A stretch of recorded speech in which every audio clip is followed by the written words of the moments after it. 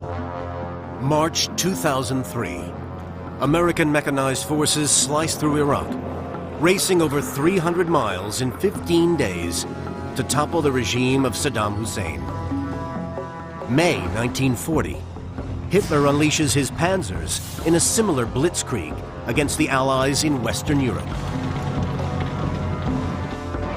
Blitzkrieg is German for lightning war. In Operation Iraqi Freedom, U.S. forces went further, faster, and more effectively than ever before. The battle plan is Blitzkrieg.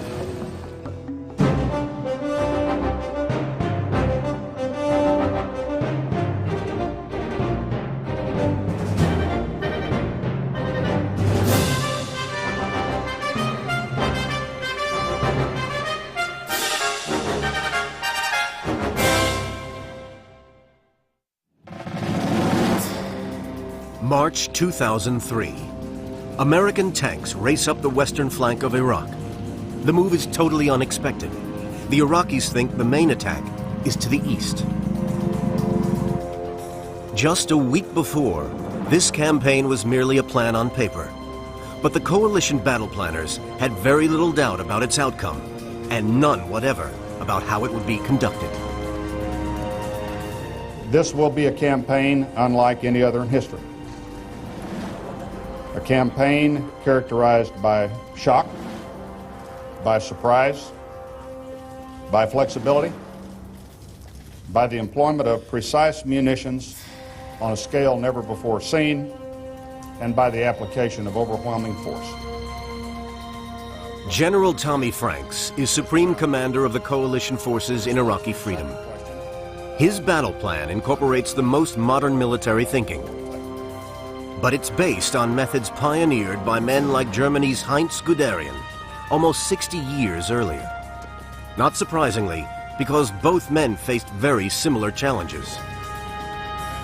In 1940, the Germans are poised to invade France. But their battle planners have a problem. Their forces are outnumbered. British and French forces are positioned in northern France along the Belgian border. The Maginot Line to the south is impenetrable. The Ardennes between is considered impassable. How can they break through to Paris and knock the Allies out of the war?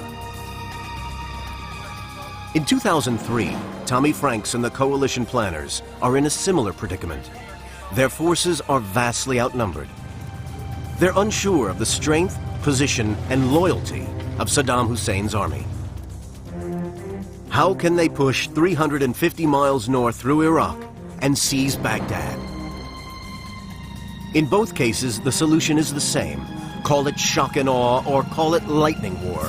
The battle plan is Blitzkrieg. Even though they are 60 years apart, the two battle plans for Blitzkrieg are based on the same essential formula. Deceive the enemy by attacking where he least expects. Control the air so that you can move freely while the enemy cannot.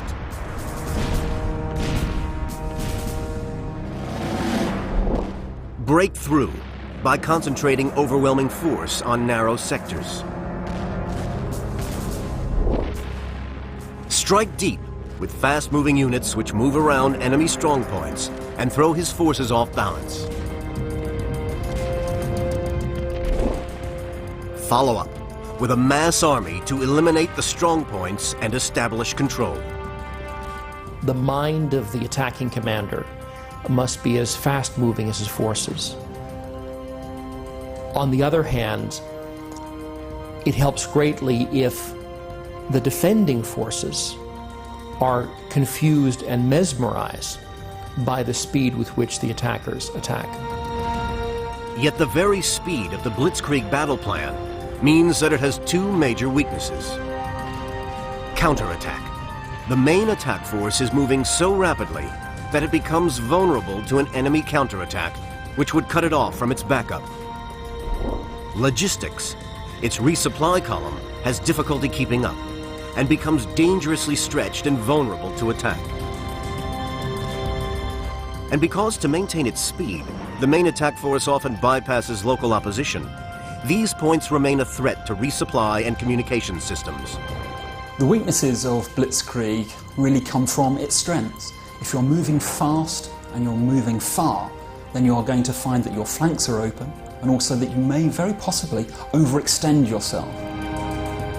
In both France in 1940 and Iraq in 2003, the commanders had one overriding aim: to defeat the enemy with the least amount of face-to-face combat. Blitzkrieg is an art of fighting war in which the aim is to do as little fighting as possible. It's to overwhelm, to psych out the enemy, and this has been a fundamental in Blitzkrieg throughout the centuries. Every great commander is an avid student of history. Heinz Guderian and Tommy Franks are no exception. They both know that unleashing fast-moving forces into the enemy heartland is as old as warfare itself. You can see the beginnings of the Blitzkrieg in the campaigns of Genghis Khan, the campaigns of Napoleon, and in the closing campaigns of the American Civil War. The essential thing is having a mobility advantage over your enemy, even when your forces are moving by muscle power, by means of horses and of men on foot. But by the early 20th century, the speed needed to achieve lightning war has run up against formidable obstacles. Railways mean that the defenders' forces can now move faster than the attackers, and machine guns and rapid-fire artillery slaughter troops caught in the open. During World War I, this leads to the stalemate in the trenches. Millions of men die in futile attacks, while their commanders try to work out how to break through the enemy's line. The solution is the tank, which is first used by the British in autumn 1916. But early tanks are too slow and unreliable to exploit the gaps they can create. By the end of World War I, the tank had made it possible for Allied forces to create gaps in the enemy line, but it was yet at a point where it could exploit those gaps. During the 1920s, much faster tanks are developed by the British and Americans, and military theorists begin to plan how these might be used for a Blitzkrieg-style battle plan. During the 1930s, the German army in particular takes up these ideas. Commanders like Heinz Guderian begin experimenting with ways in which tanks, supported by aircraft and directed by radio, could win a lightning war. In a speech in 1935, Hitler makes the first open reference to Blitzkrieg. "I wouldn't make lengthy preparations," he says, "but suddenly, like a bolt of lightning in the night, hurl myself against the enemy." This battle plan is first tested in September 1939, during the Nazi invasion of Poland. Against a much weaker opponent, who could only throw cavalry against their panzers, the Germans were triumphantly successful.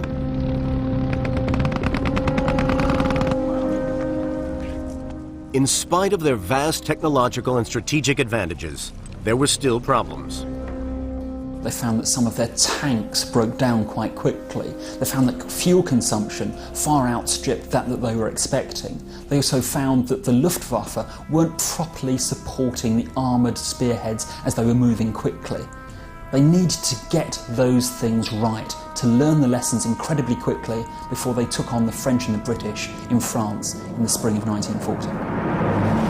More than 60 years later, coalition troops would confront many similar setbacks, due once again to the challenges inherent in the Blitzkrieg battle plan. Spring 1940, the Germans are preparing to strike in the west. Their aim is to knock France out of the war by capturing her capital, Paris. But Paris is over 200 miles away, and Allied forces outnumber them. 149 divisions against 136, and 3,500 tanks against 2,570. Only in the air do they have overwhelming force. Over 1,700 bombers against less than 400, and 1,000 fighters against 830. But the Germans are confident that using the new Blitzkrieg battle plan, they can solve this. The first requirement of the battle plan for Blitzkrieg is to deceive the enemy. At first, the German planners envisage a rerun of their attack in 1914, a massive right hook through Belgium to outflank the Allied defenses. The Allies expect this too, and plan to swing forward into Belgium as soon as the Germans strike. On May 10th, they do. German troops cross the Dutch border. Elite glider-borne troops neutralize the key Belgian fort of Aben Amal.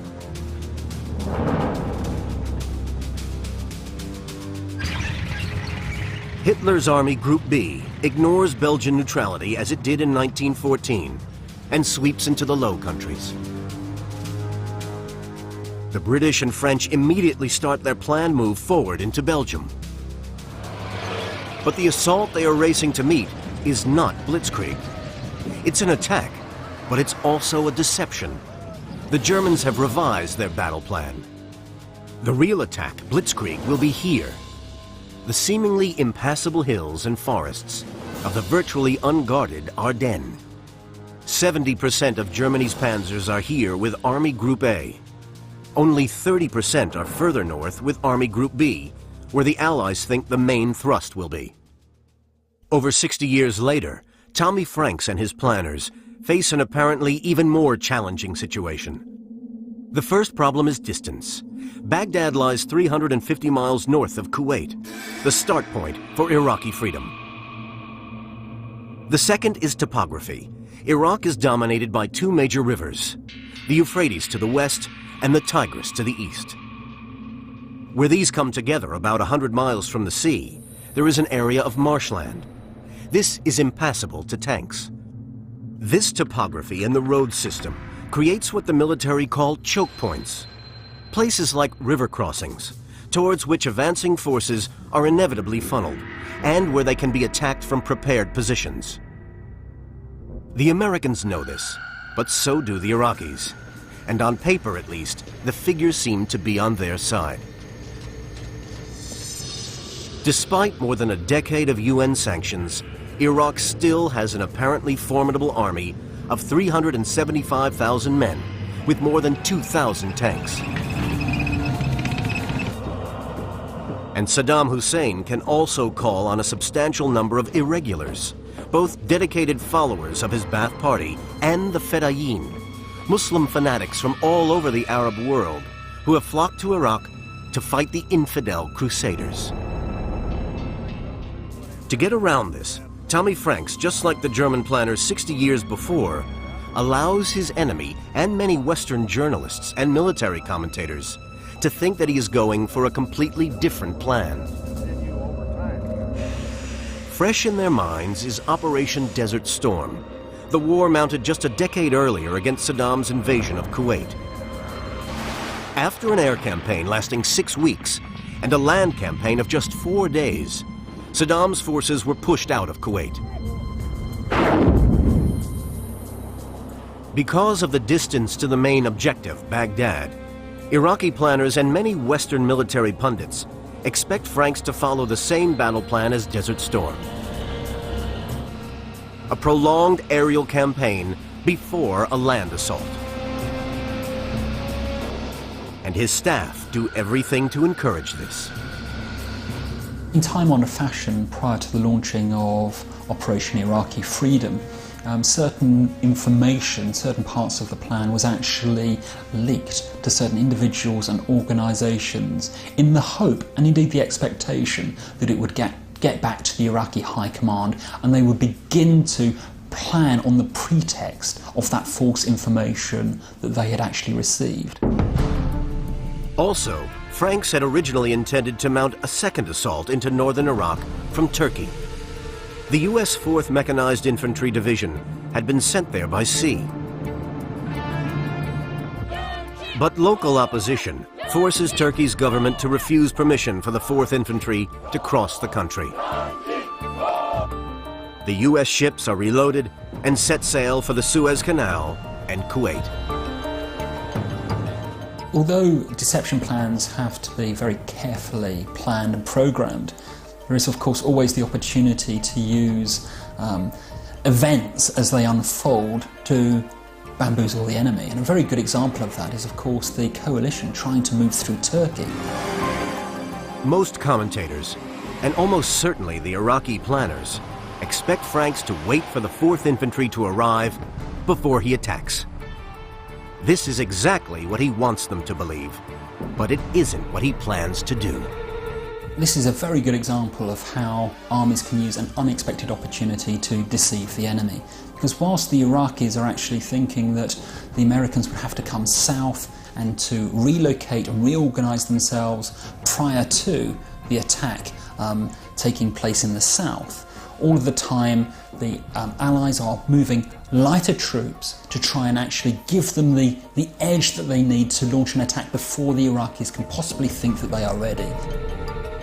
So, on the brink of battle, both groups of battle planners have successfully fulfilled the first requirement of Blitzkrieg: to deceive the enemy as to their intentions.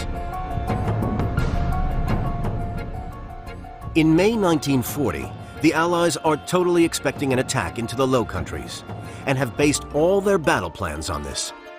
They do not even consider the possibility of an attack through the Ardennes. In March 2003, the Iraqis and many Western commentators are totally expecting a lengthy air campaign, while coalition forces are built up steadily to achieve overwhelming numerical superiority over the Iraqis. Then, a massive invasion was anticipated, not a surgical strike.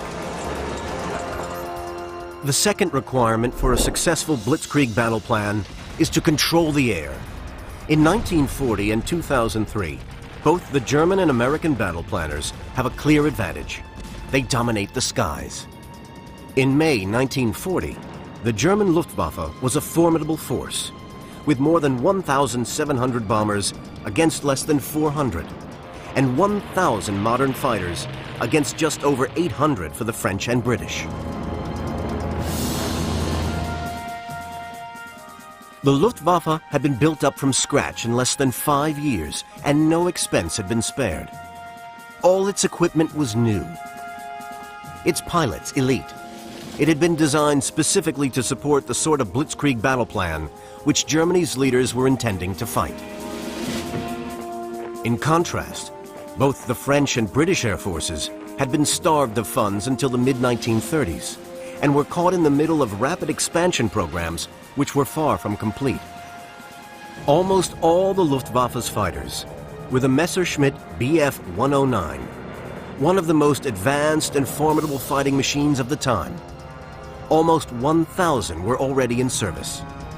It could only be rivaled by one Allied fighter, the British Supermarine Spitfire, and in spring 1940, less than 100 of these were available.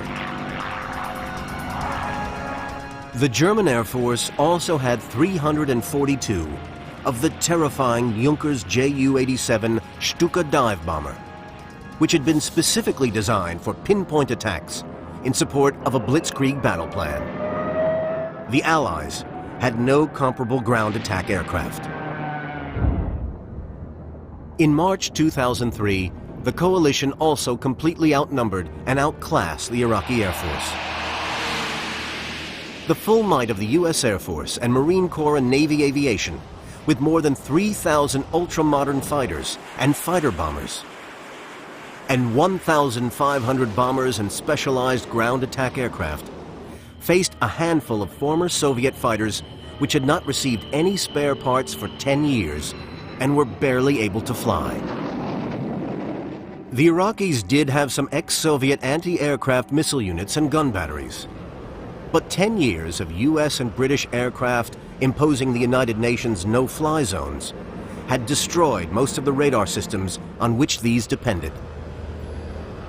On paper, at least, control the air was the only Blitzkrieg requirement in which either the German battle planners of 1940 or the U.S. battle planners of 2003 seemed to have a clear advantage.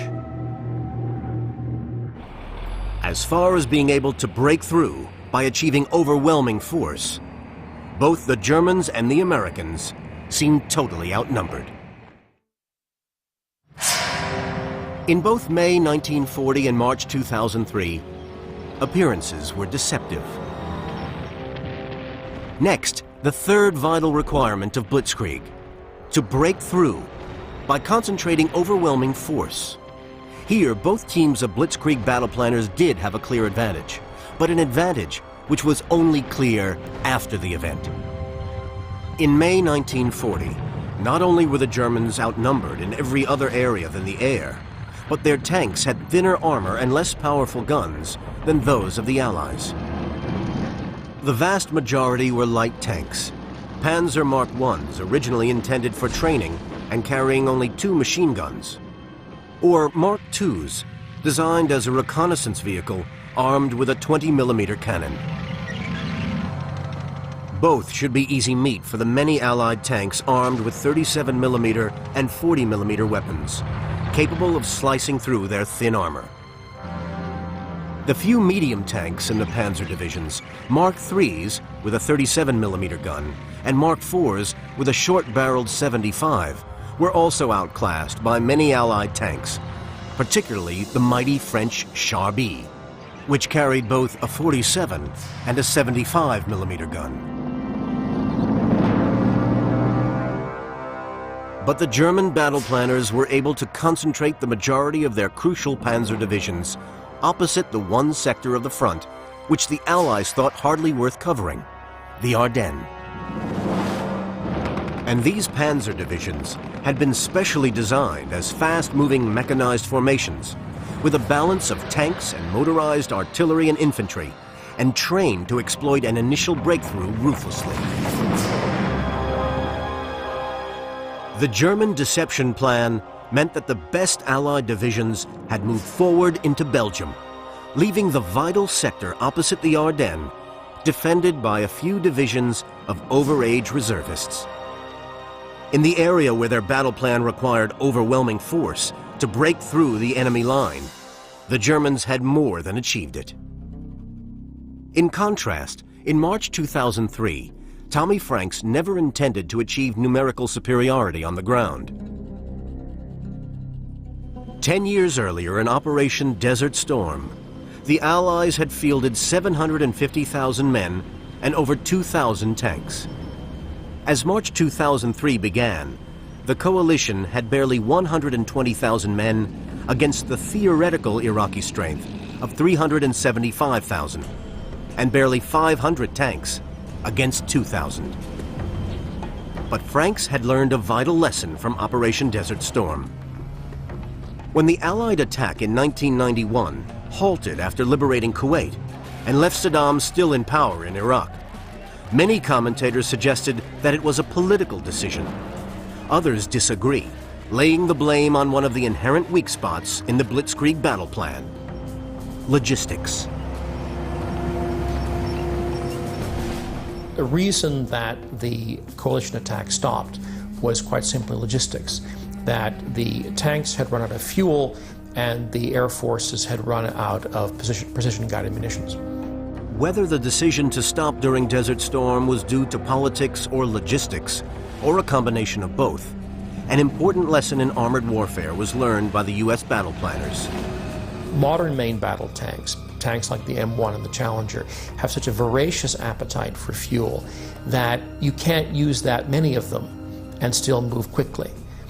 The old marriage of armor and operational mobility that we saw during World War II has ended. And we now have to make trade-offs between combat power, the ability to fight, and operational mobility, the ability to move large distances over land. To get around the logistic problem, Franks's version of the Blitzkrieg battle plan was based deliberately on using a far smaller force than in Desert Storm, but much more swiftly and aggressively.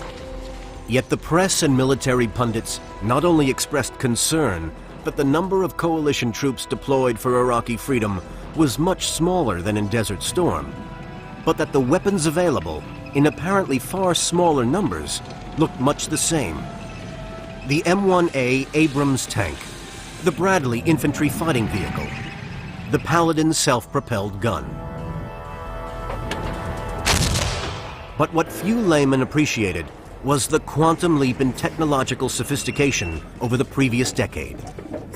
GPS, the global positioning system, was now an integral part of most aerial weapon systems. During Desert Storm, only 10% of the weaponry had been precision guided, largely by laser designators. Now at least half was. And unmanned aerial vehicles and aerial command posts speeded up the gathering of information and its assessment and presentation to commanders. The U.S. battle planners had also studied their much larger opponent. To an inexperienced eye, it still seemed a formidable force.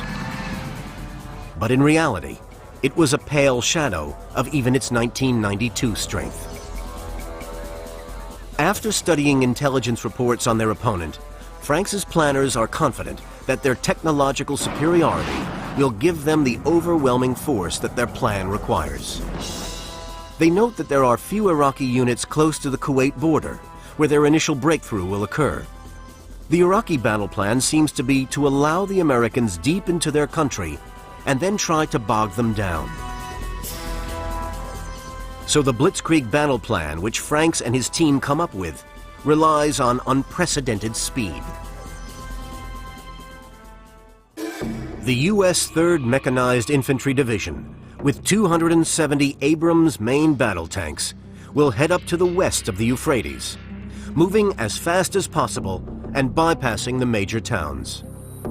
Aiming at the gap around Karbala between the Euphrates and Lake Bar, less than 40 miles from Baghdad. From here, it will attack from the west. Behind it, a massive supply column will be guarded by units from the 101st and 82nd Airborne Divisions. These will also eliminate opposition left behind by the main thrust. The 1st Marine Expeditionary Force, the MEF, with 120 Abrams, will cross the Euphrates at the first possible place, Nasiriyah, which is also the first potential choke point. It will then advance in 2 columns, towards Diwaniyah and Kut, so as to keep the Iraqis guessing as to whether the other main thrust towards Baghdad will come from the south or east. Task Force Tarawa will follow up the MEF to guard its supply routes and eliminate opposition. The British will deal with Iraq's second city, Basra, in the south. The success of the battle plan depends on one crucial principle: reach Baghdad as fast as possible. No successful military plan is ever made in a vacuum, and certainly Tommy Franks was a great student. He's a great student of military history, and he developed a plan that certainly the great military commanders in history would have understood: Hannibal, Julius Caesar, whomever. It was very much, therefore, a plan that Tommy Franks said was Blitzkrieg with high-tech knobs on. The movement, the speed, the psychological impact was something that throughout history commanders had tried to achieve. Perhaps what they wouldn't have understood is the accuracy, the speed, the precision of everything that the commanders could do by 2003. But the basic plan was as old as time. Now, the time has come for both breakthrough plans to be put to the test. For both the Germans and the coalition forces, the theoretical part of the battle planning is at an end. The reality of the breakthrough stage, the first direct contact with the enemy, is upon them. May 10th, 1940. The Germans execute their battle plan for Blitzkrieg. Army Group B thrusts into Holland and northern Belgium, luring the Allies forward. Further south, and almost unnoticed at first, the infantry, artillery, and combat engineers of Army Group A begin to punch through weak Allied forces, screening the Ardennes. Behind them come the panzers. Supported by Stukas, they get through the hills and woods of the Ardennes, cross the French border, and reach the River Meuse in just 3 days. Here, the French must stop them. It's the last natural defense line before the wide open plains of northern France, which reach all the way to the English Channel. But the Allied generals are focused on the threat further north. The low-grade troops defending the Meuse are given little support, and swiftly the German assault engineers get across to establish 3 bridgeheads. Soon the panzers are crossing.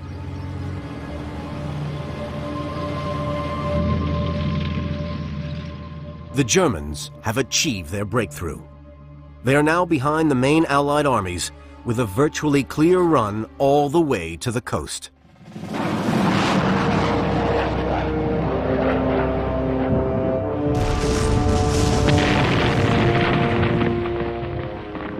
March 20th, 2003.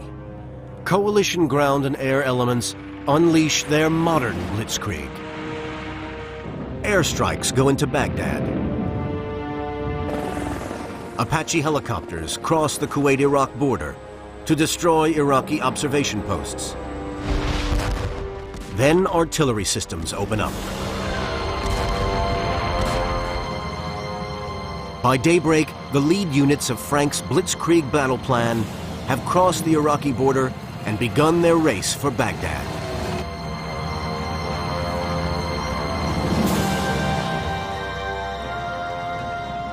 The tanks of 3rd Infantry head northwest of the Euphrates. One brigade swings north to seize a crossing over the Euphrates west of Nasiriyah, the first potential choke point. The other 2 race north along dirt tracks and through the desert towards Samawa and Najaf, aiming for the Karbala Gap, the final choke point before Baghdad. The 1st Marine Division starts by striking north alongside the British 7th Armored Brigade towards the vital oil fields at Ramallah. These are swiftly captured, with only 7 out of 1,000 sabotaged. The Iraqi 51st Division collapses and surrenders. As anticipated, the breakthrough phase of the coalition Blitzkrieg battle plan is an immediate success. The few Iraqi forces anywhere near the border are swiftly brushed aside or disappear. The Marines then turn north towards the crossing point west of Nasiriyah, while the British continue on to capture Basra. Within the first few hours, the coalition forces have achieved what the Germans needed 3 days to accomplish: a breakthrough with wide open spaces ahead of them towards their main goal. For both armies, the next phase of the Blitzkrieg battle plan, strike deep, is crucial. It's now that they will be at their most vulnerable. France, May 1940. The Allied commanders seem utterly unable to understand what is happening to them. But they're not the only ones taken by surprise. The Germans are also surprised by the initial success of their Blitzkrieg battle plan. But rather than either sitting on their laurels or trying to figure out what was going on, they simply pushed forward. They had this bias for action, this desire to push forward whenever they could. And so they decided to finish the job and then at leisure figure out what had gone wrong and what had gone right. Once they were across the Meuse, the German panzer commanders, like Heinz Guderian, allowed nothing to stop them, not even Hitler.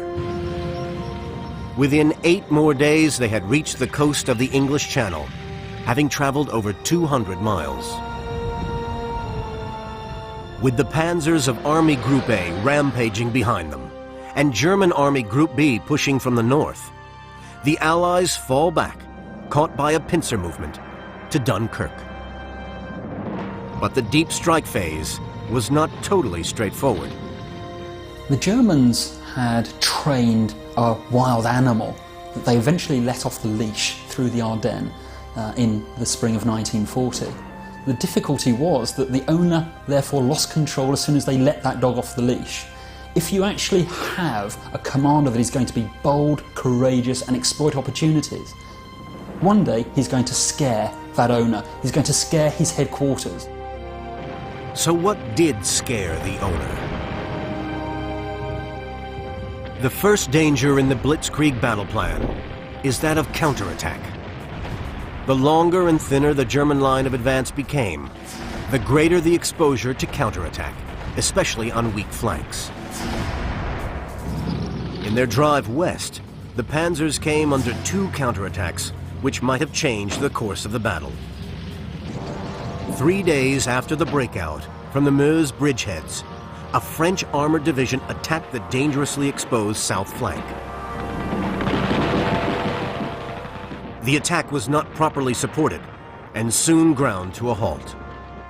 But it so frightened Hitler and the German High Command that the panzer thrust was ordered to stop and wait for the infantry. The panzers did not stop. Heinz Guderian wanted to move as quickly as possible, snapping at the backside of the retreating French and retreating British. Hitler, the owner back at headquarters, wanted to haul him back in, was calling him, was whistling for him, but he wasn't listening. Then, 2 days later, near Arras, a British tank brigade tried to cut through the right flank. For a short time, it looked as if the right flank panzer division might be halted. But German artillery was rushed up, and this threw the British tanks back. The Germans raced on. March 24th, 2003, 3 days into the strike-deep phase of the U.S. Blitzkrieg battle plan, and Operation Iraqi Freedom is on target. The regular Iraqi army has been brushed aside and effectively disappears. The bridgehead west of Nasiriyah is seized. The 1st Marine Division has now arrived and is crossing, while the tanks of the 3rd Infantry have advanced more than 250 miles and isolated both Samawa and Najaf. Behind them, a convoy of 2,700 resupply vehicles, escorted by Apache helicopters of the 101st Airborne, has advanced almost 200 miles and established a FARP, a forward area refueling position for 3rd Infantry. And troops are leapfrogging by helicopter to establish FARPs even further on. As you know, our forces have been moving rapidly. We've intentionally bypassed enemy formations to include paramilitary and the Fedayeen. But Tommy Franks has put his finger on the fact that his deep-striking forces are just as vulnerable as the Germans were in 1940. March 24th, 2003. At Nasiriyah, already identified as a choke point, the Marines move in to seize more bridges in the town. They intend to roll around potential strongpoints. But the lead units take a wrong turn and become involved in confused fighting with the Fedayeen and Ba'ath Party fanatics. The Marines are forced to go down what they term Ambush Alley and lose several vehicles. Eventually, the bridges are seized for the Marines to cross. But it takes the follow-up troops of Task Force Tarawa more than a week to secure the town so that supply columns can use the bridges unhindered. I don't think anyone came into here thinking it was going to be a cakewalk. We knew that there were cells like the Republican Guard.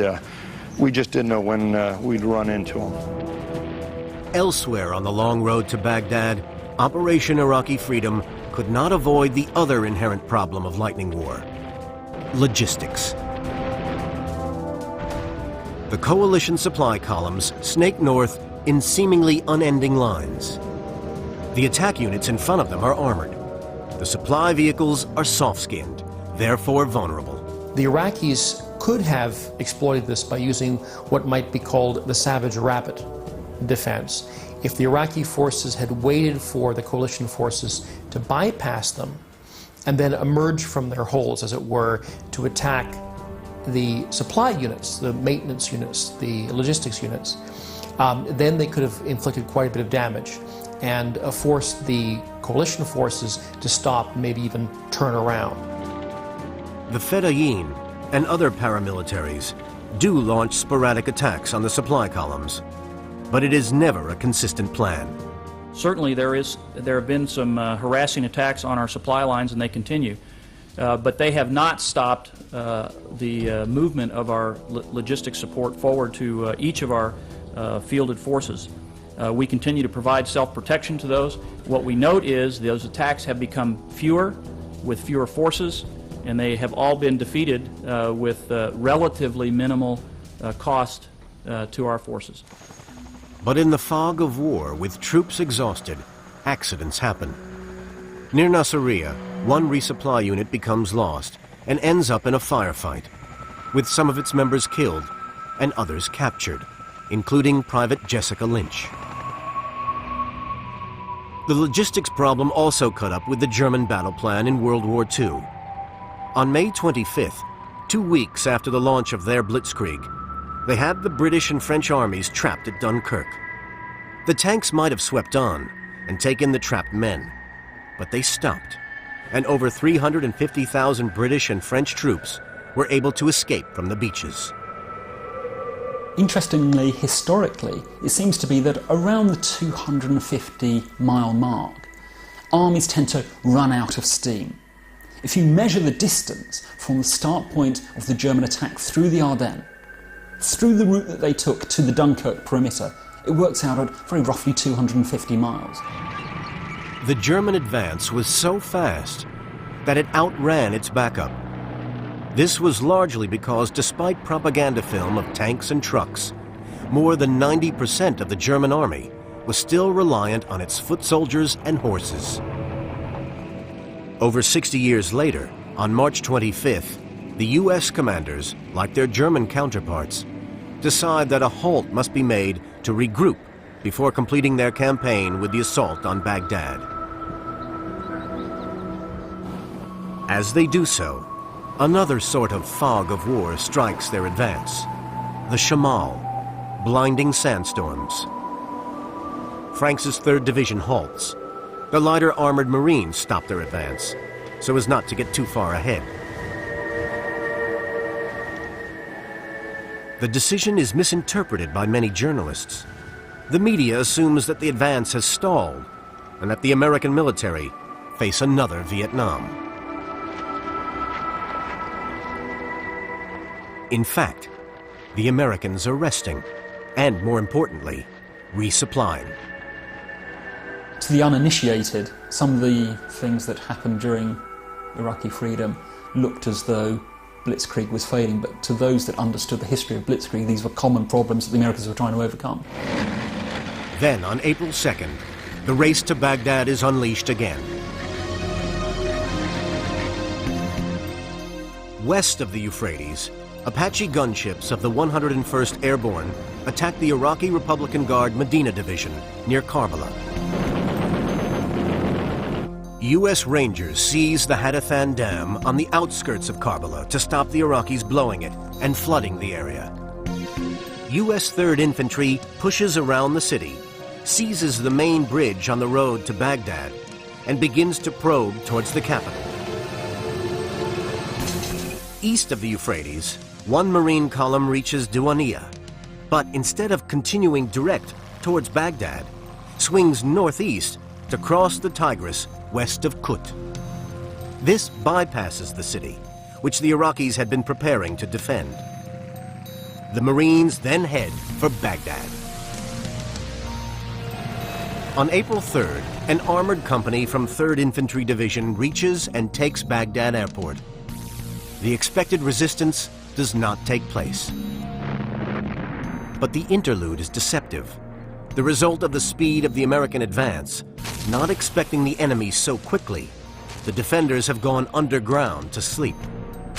When they wake up, a fierce counterattack takes place, and fighting for the airport rages for more than 24 hours.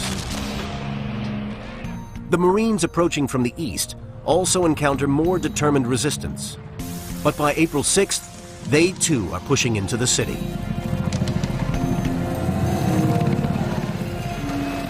It takes 2 more days for U.S. forces to close off Baghdad completely. Then, a Marine engineer team helps excited Iraqi civilians pull down the statue of Saddam Hussein in Firdos Square.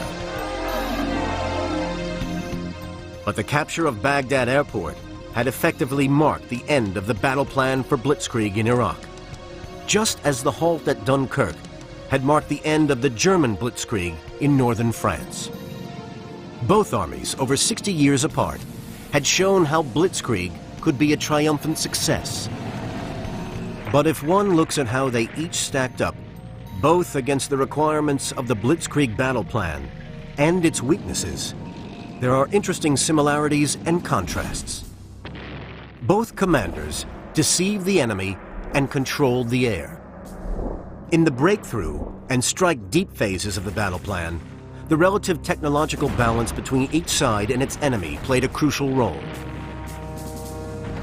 Except in the air, the Germans had no particular advantage in numbers or equipment. They achieved overwhelming force where it was needed by grouping their panzer divisions together and then using them ruthlessly. In contrast, the Americans used the enormous technological superiority of their weapons and communications to overwhelm an enemy which theoretically greatly outnumbered them. But there were cautionary final notes which showed that even a high-tech Blitzkrieg is exposed to the same inherent problems that the Germans encountered in 1940. The Germans faced 2 attempted counterattacks, but both were poorly coordinated and ineffective. The psychological power of their Blitzkrieg had stunned their enemy. The American combat units had little problem with the regular Iraqi army, or even the Republican Guard. Their problems came further back. The skill of the American logistics units helped to sustain the extraordinarily rapid advance, but only up to the same sort of 250-mile distance that the Germans had achieved. Then, even with trucks and helicopters, rather than feet and horses, a halt became inevitable. And for the Americans, this long logistics train turned out to be particularly vulnerable to guerrilla action by relatively unsophisticated enemy troops. It was a different form of counterattack, which could have given them considerable problems had the Iraqis used it more consistently. The major problems that the coalition would later face, the follow-up phase of Blitzkrieg, came only after the amazing success of the Blitzkrieg battle plan. But this only emphasizes another lesson that the Germans had learned over 60 years before, that ultimately, a mass army is needed on the ground to secure it after the first rapid victories. For the long-term future, there was a new factor. The lesson of Operation Iraqi Freedom, I think, is that you can either have a large force that moves slowly or a small force that moves quickly, but you can't have a large force that moves rapidly. That I think we'll see in the future a great deal of use of the Blitzkrieg battle plan, but on a smaller scale. That it's unlikely that we will see a repetition of the large-scale Blitzkrieg attacks of the Second World War, or even of Desert Storm, until someone solves the problem of large battle tanks that require 6 gallons of fuel for every mile that they travel. The wheel has come full circle in the battle plan for Blitzkrieg. Once again, the way commanders fight this fast-moving, hard-hitting type of warfare is being limited by the capability of the technology available. Blitzkrieg awaits its next revolution.